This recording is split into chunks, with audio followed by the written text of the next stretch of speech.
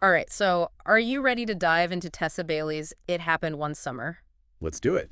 You sent me some excerpts, and I Yeah. gotta say, I'm already hooked. Oh, good. But, like, the whole idea of someone reinventing themselves, I mean, is that even possible? Well, that's what Bailey really explores in this book, and it's not just like a surface level makeover. Right. It goes deep, like how our past and even like where we live, like all of that shapes who we think we are. Okay, so that makes sense. Yeah. So let's start with Piper Bellinger, Right. living the Hollywood dream, or at least, the Instagram version of it. Right. And then suddenly she's shipped off to Westport, Washington by her stepdad. Yeah. Talk about a culture shock. Oh, absolutely. I think what's really interesting is how Bailey uses that like fish out of water situation Yeah. to like show Piper's assumptions about small towns. Yeah. It's not just that Westport is quiet or maybe lacking in designer boutiques, Right. but Piper like initially sees the whole town as beneath her. Oh, she shows up at the grocery store in a sequin jumpsuit. Oh, yeah, I mean, I love fashion, but even I know that's not like normal grocery shopping attire. exactly. It's such a perfect visual Yeah, of how Piper's world clashes with Westport. totally. And then, of course, there's Brendan Taggart, our stoic, widowed crab fisherman. Like Oh, the opposite of everything Piper thinks she wants. right. He's all calloused hands and, brooding silences. Yeah, not exactly Prince Charming. Yeah, But here's what I find interesting already. Brendan's also dealing with a huge life change. absolutely. He lost his wife. And that loss like hangs over everything he does. Uh, He's always wearing his wedding ring. oh, yeah. It's like a shield protecting him from the world, but also from like moving on. So we've got these two characters, Yeah. both struggling with who they are, Yeah. thrown together in this tiny town. What could go wrong? Right, their first meeting in the grocery store when Piper's trying to make a sandwich. Oh my gosh. Hilarious. That's so funny. I'm not a great cook myself, so I felt that. But it's not just about the laughs. Right. Bailey uses that scene to show like the bigger challenges Piper's going to face. I see. She's used to people doing everything for her. Right. In Westport, she has to figure things out on her own, Right. like literally and figuratively. Yeah, okay, so then we get this bombshell. Yeah. Piper and her sister Hannah find out they're actually the daughters of a Westport fisherman. Right. Their dad. Yeah, suddenly it's not just a random punishment. No, exactly. It makes Piper realize her whole life in L.A. was based on a lie. Wow. And that her connection to Westport is deeper than she thought. Yeah, so then they start renovating the bar, the Dive, Yeah. and rename it Crossan Daughters. It's like they're reclaiming their dad's memory, but also figuring out who they are. That's cool. And Brendan even gets involved. I know. Even though at first he's not so sure about Piper. Right. But by helping her, he's starting to see she's changing. Mm-hmm. She's willing to work hard. And she gets her hands dirty, literally. Oh, yeah. Remember the kitchen fire? Oh my gosh, yes. It's in those moments of chaos that we really see who they are. Yeah. Piper has to rely on Brendan, and he steps up. I love those late night renovation scenes. Me too. So much banter. The stolen glances. But there's also this tension Yeah. because of their shared grief. They're both rebuilding their lives, Right. but still carrying the weight of what they've lost. Yeah, there's definitely a spark between them. Oh, yeah. But it's complicated by Brendan's grief for his wife, Desiree. He's still wearing his wedding ring. It's like a barrier between them. Yeah. He's attracted to Piper, but also feels guilty. Right. Like moving on would betray his wife's memory. And Piper's falling for him. Yeah. But she sees how much he's hurting. That's a tough situation. It is. So we have this clash of worlds, Piper's LA life versus Westport, Mm-hmm. her feelings for Brendan versus his past, Yeah. and this whole family secret thing. Right. What happens next? Well, this is where Bailey brings in Hannah and Fox. Oh, yeah. Brendan's best friend and crewmate. Right. Their romance is like a breath of fresh air compared to all the intensity with Piper and Brendan.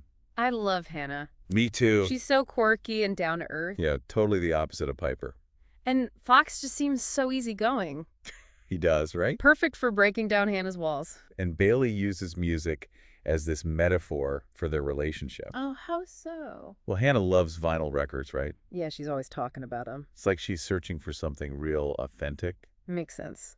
And Fox gets that, even though he seems like a bit of a player at first. Yeah, okay, I see it. Their scenes are just so much fun. Yeah. All that banter and playful energy. You can't help but root for them. Totally. It's like a reminder that love stories can be all kinds of different. And sometimes the most unexpected couples are the best ones. Exactly. Speaking of unexpected, things get pretty intense between Piper and Brendan when he gets injured. Oh, yeah, that hospital scene. All those walls they've built up just crumble. It's a turning point for sure. All the external stuff, like the town, the family drama, it all fades away. Right. And we just see their raw emotions. Piper's genuinely worried about him. Yeah, and that breaks through Brendan's tough exterior. We see a side of him he doesn't show anyone else. And for Piper, it's a chance to prove she's not just a spoiled rich girl. Right, she can actually care for someone. And be there for them. Yeah, which is not something she had to do in LA. Not really. Yeah. And that's also where they first really connect physically. Things get pretty steamy in that hospital room. They do. It changes everything between them. But it's not simple. No, definitely not. Brendan's still wearing his wedding ring. It's a constant reminder of his guilt. Can he really move on? And can Piper ever really compete with the memory of Desiree? Bailey doesn't shy away from those questions. No, she makes us face them head on. Like when Brendan takes Piper out on his boat, the Delray. Oh, yeah. I love that scene. It's so vivid you can practically feel the rocking of the boat, the salt spray. It's like they're escaping everything. Just them and the open sea. It's a huge moment for Piper. How so? She sees Brendan in his element, strong, capable, connected to the sea. It's a side of him that's both intimidating and attractive. And let's not forget what happens on that boat. Oh, yeah. Things get pretty heated. But it's not just about the physical stuff. No, it's deeper than that. There's so much emotion behind it. It's like their physical intimacy is a way of expressing their growing trust, their vulnerability. Their sheer healing. Exactly.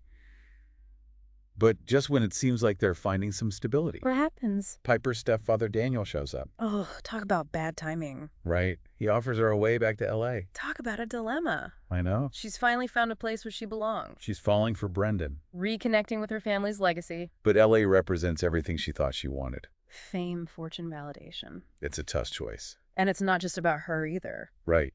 She feels responsible for Hannah. Daniel offers Hannah a chance to pursue music in LA.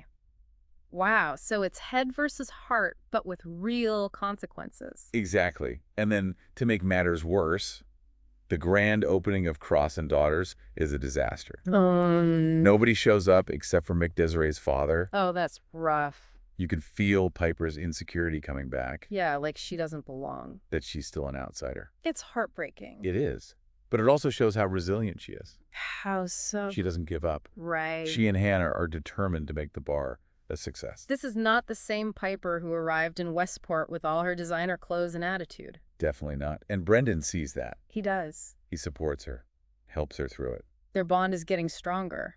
But the LA question is still hanging over them. And then comes the phone call. Oh, yeah. Kirby Piper's agent offers her this amazing opportunity. To be the face of a new fashion line. It's everything she thought she wanted. But now it comes at a price. This is the ultimate test. Will she choose her old life Or take a chance on Brendan and Westport. and risk it all for love? Okay, so we've got 2 love stories, family secrets, and this huge question about reinvention. Where does Bailey take us from here? This is where Piper's inner struggle really comes to a head. It's a tough spot. You can feel it, right? Totally. She's torn between her old life and what she's found in Westport. And it's not just about her own desires. Right. Her choice affects everyone around her. Hannah Brendan, the bar. Exactly. Bailey doesn't make it easy for us. Nope. She makes us think about the weight of these decisions. So what happens? Does she stay or go? Well, she decides to go back to LA for the event. And that does not go over well with Brendan. Not at all. He feels like she's abandoning him. All his insecurities come rushing back. Yeah, like he's not good enough. That he'll never measure up to Desiree. It's rough, but it's a turning point for him. You think so? I do. He finally realizes he can't live without Piper. Aw. So he goes after her. To LA. To LA. He goes to find her at this huge event. That's a pretty grand gesture. It is. It shows how much he's changed. From the quiet brooding guy we met in the beginning. Exactly.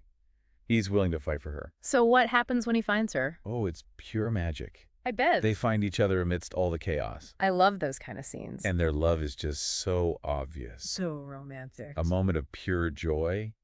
But it's not the end of their story. Right. They still have to figure out their future. Exactly. They've admitted their feelings, but now what? Does Bailey give us a happy ending? Oh, she does. Good. It's implied that Piper stays in Westport with Brendan. Yay. But she also leaves us with some things to think about. Like what? Well, Hannah, for example, Okay. she's inspired by Piper's courage, That's awesome. and she confronts Fox about his commitment issues. About time. She wants him to be all in. Good for her. And then there's this hint of a possible business partnership between Brendan and Fox. Interesting. Like life in Westport is changing, evolving. There's room for new things. Exactly. Yeah. Even in a small town. What I love about this book is it's more than just a romance. It's about self-discovery, Second chances. the power of community. Bailey takes those classic tropes and makes them feel fresh and real. She reminds us that sometimes you have to lose yourself to find yourself. That love can show up when you least expect it. And that home isn't just a place, it's a feeling. Sometimes you have to leave everything behind to realize what truly matters. It happened one summer really makes you think about your own choices. What you value, what you're willing to sacrifice. Well, that wraps up our deep dive into It Happened One Summer. I hope you enjoyed it. Hey, no, I did. I kind of want to go to the beach now. Me too. Maybe with a stack of Tessa Bailey books? And maybe a sequin jumpsuit. For the grocery store? Hey, why not? Thanks for joining us on this deep dive. We'll see you next time. For another adventure in the world of books,